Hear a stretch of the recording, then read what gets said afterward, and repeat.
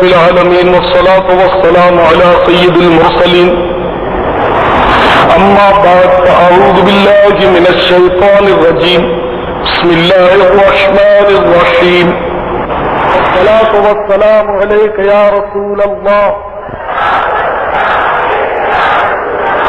وعلى آلك وأصحابك يا حبيب الله الصلاة والسلام عليك يا نبي الله وعلى آلك وأصحابك يا نور الله.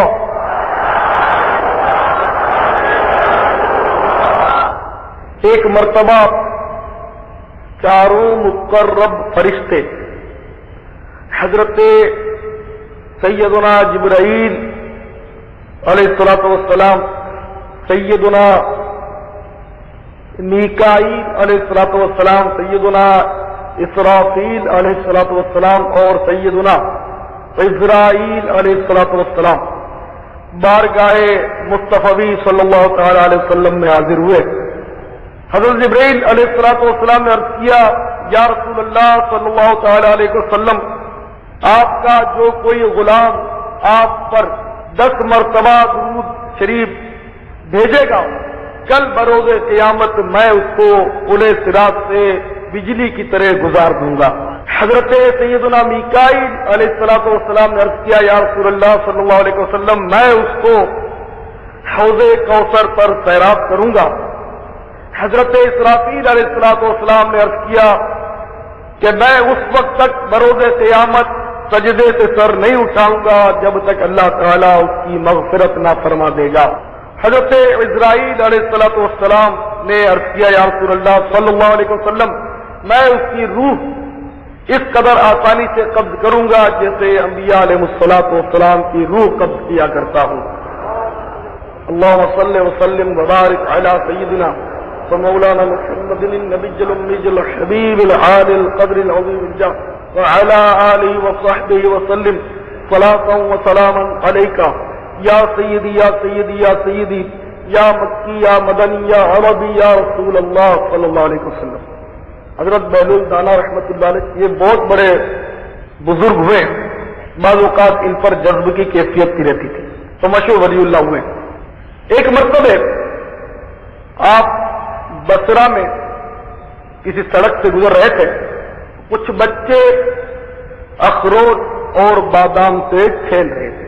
قریب ہی ایک اور بچہ وہ کھڑا رو رہا تھا، تو آپ نے اپنے طور پر یہ سوچا کہ شاید یہ بیچارہ کوئی غریب زادہ ہے اور اس کے پاس پیسے نہیں ہوں گے جو اخروٹ اور بادام خرید کر وہ بھی ان کے ساتھ کھیلتا، اور اس غریب کو ان بچوں نے ساتھ نہیں کھیلنے دیا ہوگا، الگ کر دیا ہوگا، اس لیے یہ رو رہا ہے. اسی طرح اپنے ذہن میں سوچ کر آپ آگے بڑھے اور اس رونے والے بچے کے سر پر دست شفقت پھیرتے ہوئے فرمایا، بیٹا معلوم ہوتا ہے کہ تیرے پاس پیسے نہیں ہیں، اخروٹ اور بادام تو نہیں خرید سکا، اس لیے تو رو رہا ہے. میرے بچے، میں تجھے اخروٹ اور بادام خرید کر دوں گا، تو بھی ان کے ساتھ کھیلنا. یہ سنتے ہی اس بچے نے سر اٹھایا اور ایک دم سے وہ بول پڑا، اے نادان، یہ تو کیا کہہ رہا ہے؟ کیا ہم کھیلنے کے لیے پیدا ہوئے؟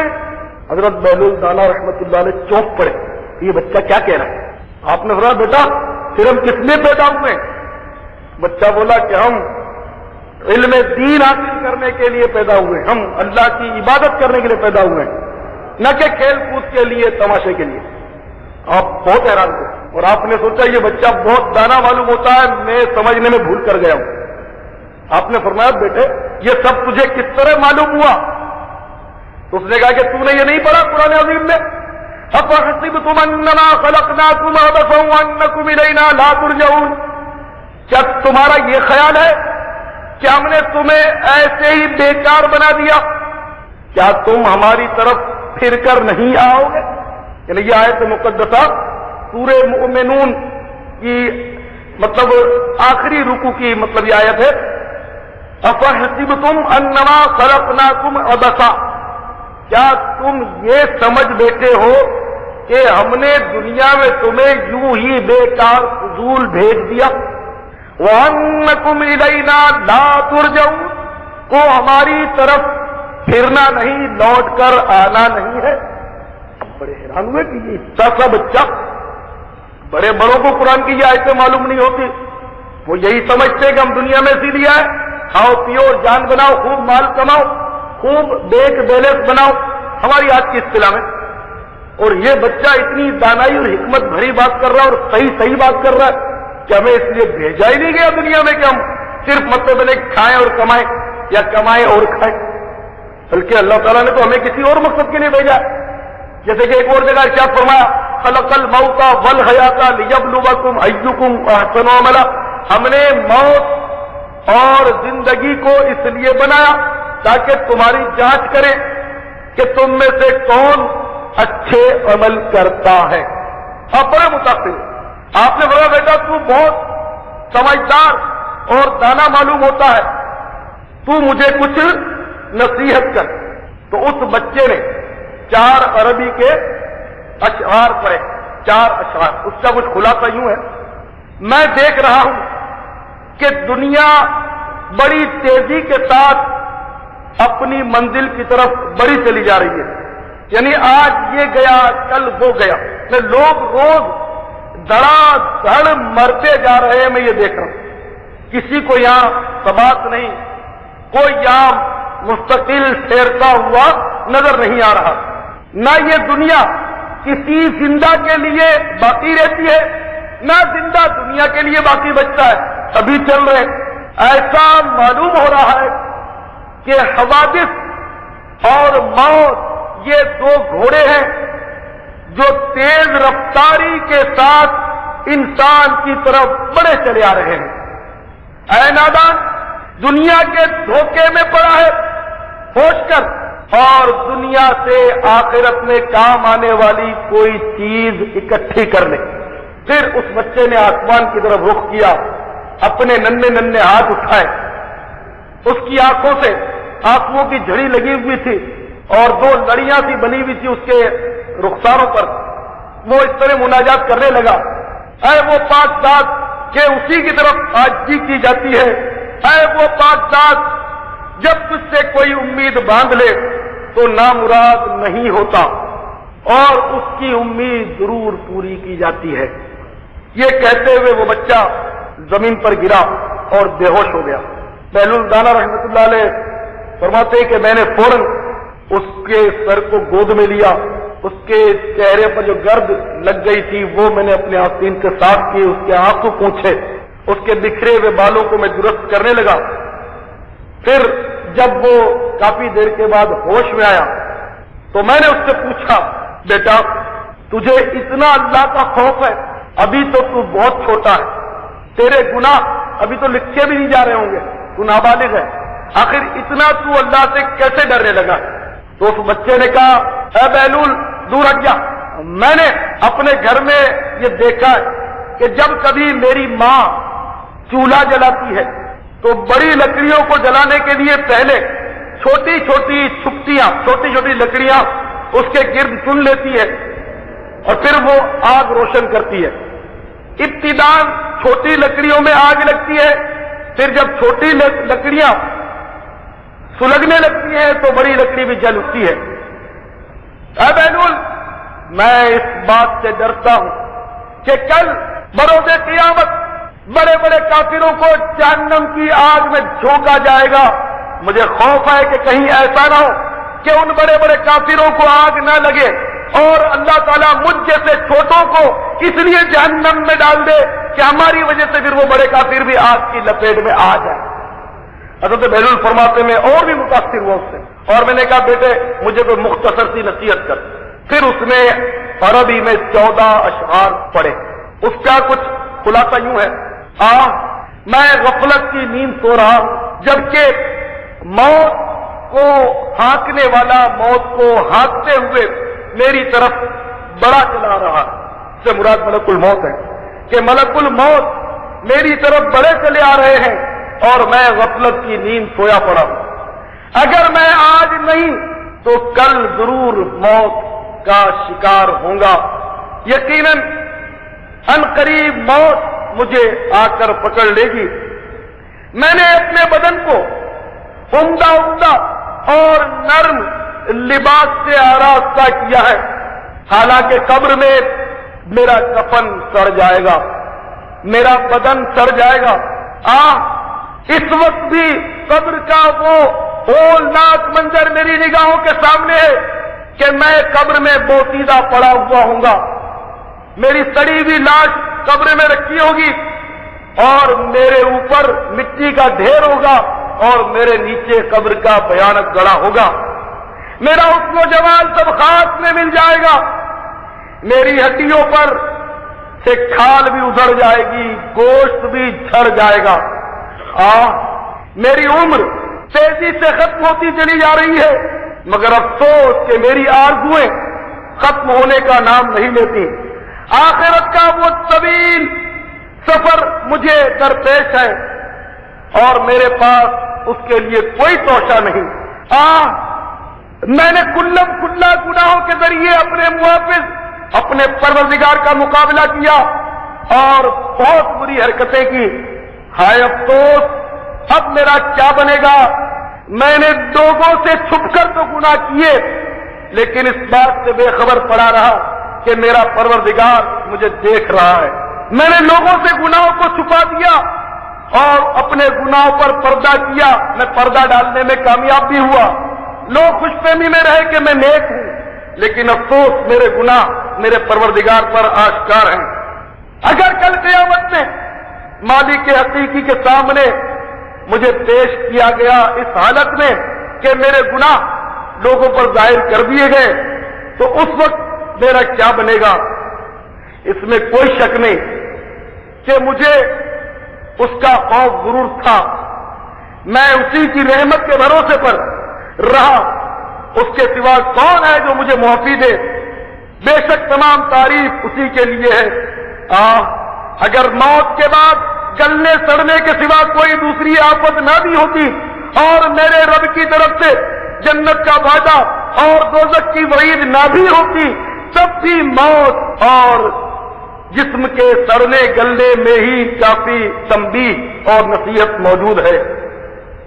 میں اگر موت اور اپنے جسم کے سڑنے کو ہی پیش نظر رکھتا، جب بھی میں کھیل تماشوں سے بچ سکتا کہ میں اس دنیا میں اگر کھیلوں گا، گلچرے اڑاؤں گا تو کب تک؟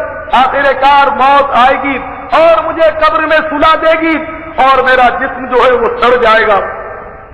مگر افسوس ہماری عقل بہر مار گئی ہے کہ کسی بات سے عبرت حاصل نہیں ہوتی۔ کاش گناہوں کو بخشنے والا مجھے بخش دے۔ جب کسی غلام سے لغزش ہو جاتی ہے تو آقا ہی اسے معاف کرتا ہے۔ میں بے شک بدترین بندہ ہوں، اپنے عہد میں نے خیانت کی۔ نالائق غلام ایسے ہی ہوتے ہیں، ان کے قول و قرار کا کوئی اعتبار نہیں ہوتا۔ میرے آقا، اگر تیری آگ میرے بدن کو جلائے گی تو میرا کیا بنے گا، جبکہ سخت پتھر بھی اس آگ کو برداشت نہیں کر پاتے۔ میں موت کے وقت بھی تنے تنہا قبر میں بھی اکیلا جاؤں گا، اکیلا ہی اٹھوں گا۔ اے وہ پاک ذات جو اکیلی ہے، وحدہ لا شریک ہے، مجھ اکیلے پر رحم فرما جو بالکل تنہا رہ گیا ہے۔ حضرت بہلول دانا رحمت اللہ تعالی نے جب اس لڑکے کے پرسوز اشعار سنے تو آپ پر رقت طاری ہوئی اور آپ دھڑام سے زمین پر گرے اور بے ہوش ہو گئے۔ کافی دیر کے بعد جب ہوش آیا تو وہ بچہ جا چکا تھا۔ قریب ہی جو بچے کھیل رہے تھے ان سے اس کے بارے میں آپ نے استفسار کیا کہ یہ بچہ کون تھا؟ تو ان لڑکوں نے حیرت سے پوچھا کہ آپ اجنبی معلوم ہوتے ہیں، آپ کو نہیں معلوم یہ بچہ کون ہے؟ یہ سیدنا امام علی مقام امام حسین رضی اللہ تعالیٰ عنہ کی اولاد میں سے ہے، یہ آل رسول ہے، یہ سید دادا ہے اور یہ بہت اونچے مقام پر پہنچا ہوا ہے۔ آپ نے فرمایا میں بھی سوچ رہا تھا کہ یہ کسی اونچے ہی باغ کا پھل ہے۔ میرے پیارے اسلامی بھائیوں، آپ نے غور فرمایا، چھوٹا سا بچہ اس کو اللہ تعالیٰ کا کس قدر خوف اس کے دل میں سراج کیا ہوا تھا. اور بدقسمتی سے آج ماحول کس قدر بگڑا ہوا ہے.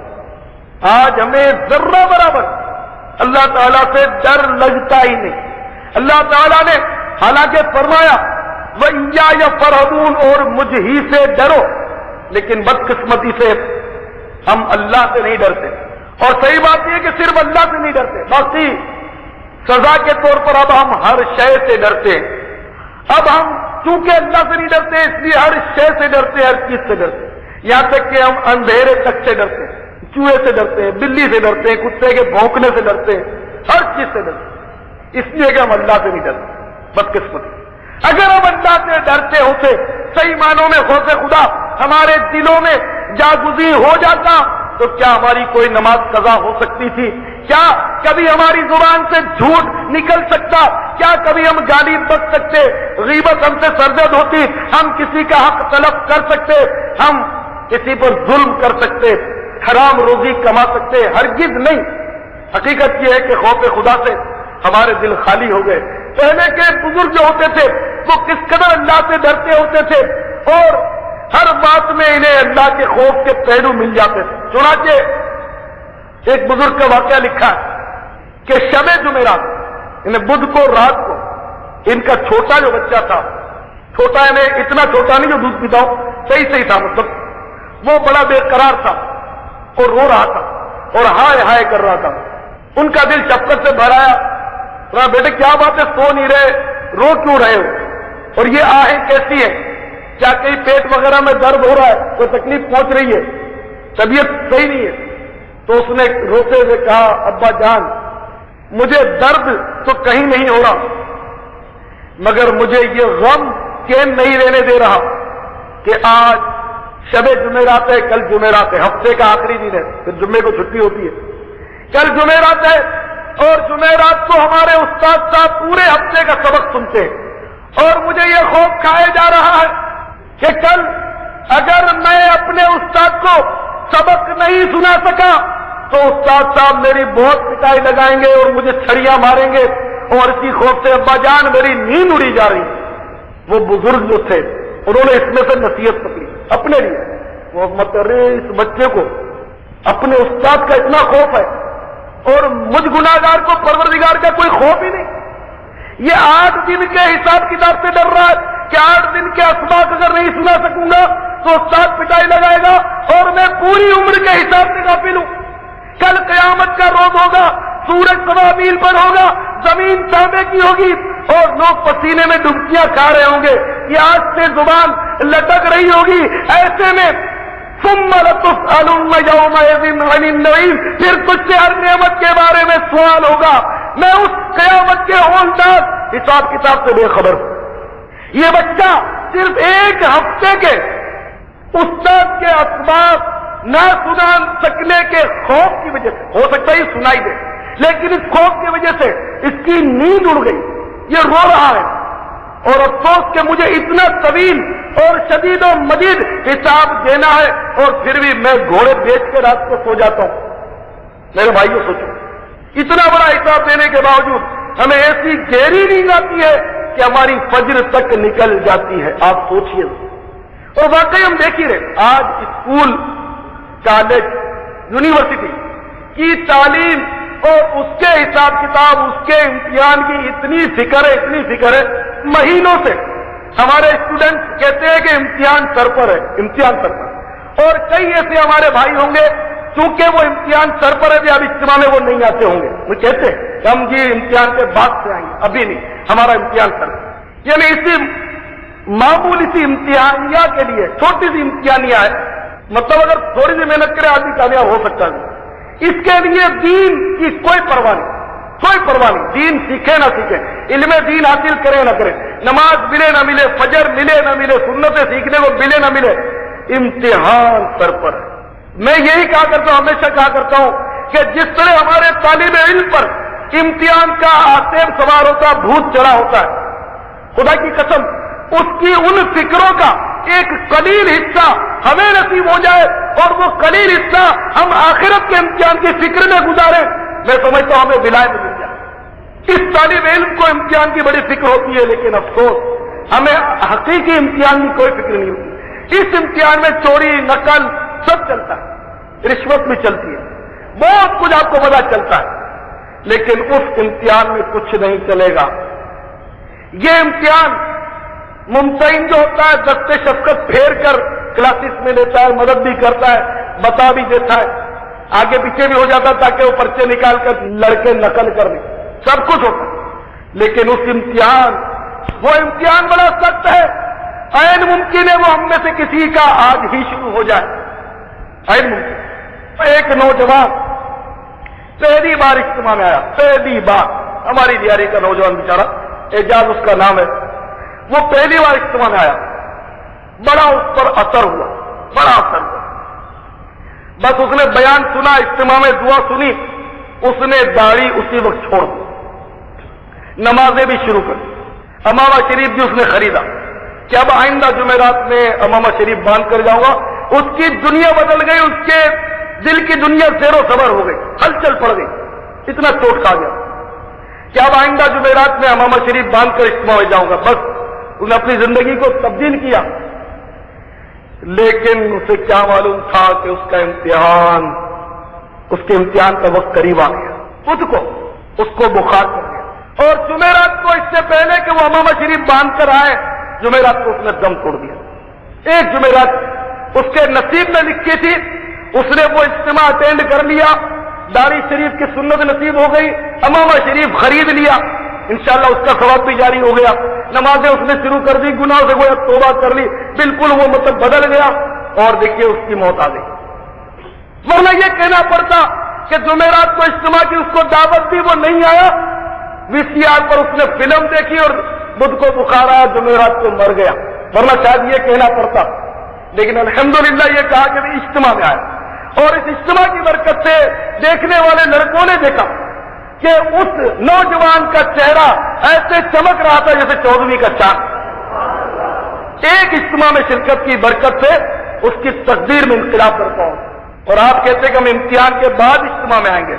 ارے بھائی، اس امتحان سے پہلے قبر کا امتحان کہیں شروع نہ ہو جائے، اللہ ہمیں عقل سلیم عطا فرمائے، کیونکہ ہماری حالت اب بہت بری ہو گئی میرے بھائیوں، نے شیطان نے ہمیں نسلی فسادات میں الجھا کر اپنا الو سیدھا کر دیا، ہر طرف مورچہ بندی ہے، پنجابی، پٹھان، مہاجر، سندھی، بلوچ، پتہ نہیں کیا ہو، ہم عربی آقا کے غلام ہو کر یہ نسلی فسادات میں کیسے پڑ گئے، کس نے ڈال دیا، اور اب کیسے دلدل سے نکلیں گے ہم سمجھ نہیں آتا۔ اللہ تعالیٰ ہمارے حال زار پر رحم فرمائے۔ ہمارا کیا بنے گا میرے بھائیوں؟ نہ ہمیں قبر میں یہ پوچھیں گے کہ تم پٹھان تھے یا پنجابی تھے یا مہاجر تھے یا اردو بولتے تھے یا پنجابی اسپیکنگ تھے یا تم مطلب کیا کرتے تھے، یہ نہیں بولیں گے۔